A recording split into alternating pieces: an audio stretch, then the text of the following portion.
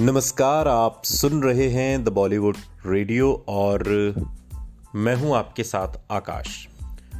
दोस्तों, किस्सा डिंपल कपाड़िया का है। दरअसल राजेश खन्ना से शादी के बाद डिंपल कपाड़िया लंबे समय तक फिल्मों से दूर रहीं और जब उन्होंने वापसी की तब फिल्म आई मंजिल मंजिल और इस फिल्म को अब 38 साल हो चुके हैं। बॉबी फिल्म की जबरदस्त सफलता के बाद रातों रात स्टार बन गई थीं डिंपल कपाड़िया और उन दिनों डिंपल कपाड़िया को साइन करने के लिए डायरेक्टर प्रोड्यूसर्स की लाइन लगी रहती थी। लेकिन राजेश खन्ना से शादी के बाद सब कुछ अचानक बंद हो गया। ऋषि कपूर के साथ उनकी कमसिन मोहब्बत ने पर्दे पर आग लगा दी थी। ये वो दौर था जब बॉलीवुड के पहले सुपरस्टार राजेश खन्ना का जलवा था।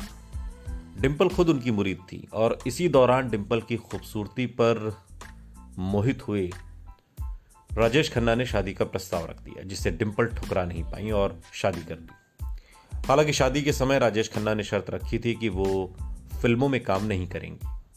कुछ मोहब्बत की खुमारी, कुछ कमसिन उम्र की समझ ऐसी रही कि पहली फिल्म से छा जाने वाली डिंपल ने फिल्मी दुनिया को अलविदा कहकर घर गृहस्थी में अपने आप को लगा लिया। करीब 11 साल बाद नासिर हुसैन की फिल्म मंजिल मंजिल से डिंपल ने कमबैक किया। 16 नवंबर 1984 में रिलीज हुई इस फिल्म में सनी देओल डिंपल के हीरो बने और इस फिल्म के 38 साल रिलीज के हो चुके हैं।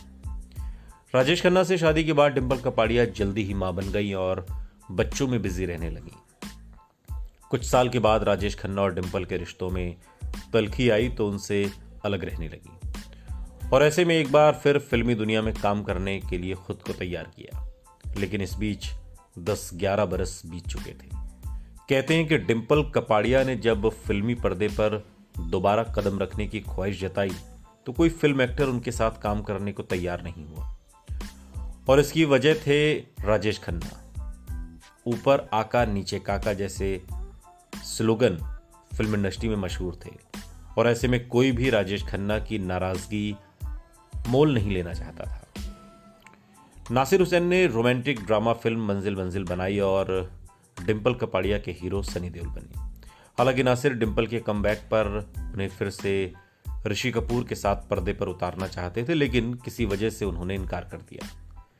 इसके बाद नासिर ने सनी देओल को कास्ट किया और 11 साल बाद डिंपल कपाड़िया ने पर्दे पर वापसी की थी। नासिर हुसैन को फिल्म से काफ़ी उम्मीदें थीं, लेकिन ये फिल्म कुछ खास नहीं चली। हालांकि सनी देओल और डिंपल की जोड़ी को बेहद पसंद किया गया। दोनों के बीच खूब नज़दीकियों की जो चर्चा थी वो भी बहुत हुई। खैर, मंजिल मंजिल नासिर की पहली फ्लॉप फिल्म बन गई। जब नासिर मंजिल मंजिल बना रहे थे तब उनके भतीजे आमिर खान 12वीं की पढ़ाई पूरी कर चुके थे और फिल्म में असिस्टेंट के तौर पर काम करना चाहते थे। उन्होंने अपने चाचा से काम मांगा तो नासिर ने भी उन्हें मंजिल मंजिल में बतौर असिस्टेंट डायरेक्टर काम करने का मौका दिया। काम के प्रति आमिर की लगन को देखकर नासिर समझ गए थे कि उनका भतीजा हीरा है। नासिर ने अपने होम प्रोडक्शन से आमिर को कयामत से कयामत तक में बतौर लीड एक्टर के तौर पर उतारा और इसके बाद तो सब कुछ इतिहास है। डिंपल कपाड़िया और सनी देओल के अलावा इस फिल्म में डैनी, प्रेम चोपड़ा, कुलभूषण खरबंदा, आशा पारेख जैसे दिग्गज कलाकार थे, लेकिन बावजूद इसके फिल्म रुपहले पर्दे पर वो जादू नहीं दिखा पाई जिसकी उम्मीद डिंपल कपाड़िया को लेकर नासिर हुसैन लगा रहे थे। लेकिन ऐसा नहीं है। इसके बाद डिंपल की कई फिल्में आईं। डिंपल को बाद में रुदाली के लिए तो नेशनल अवार्ड भी मिला और एक से बढ़कर एक हिट फिल्में डिंपल कपाड़िया ने कमबैक के बाद दी। सुनते रहिए द बॉलीवुड रेडियो, सुनता है सारा इंडिया।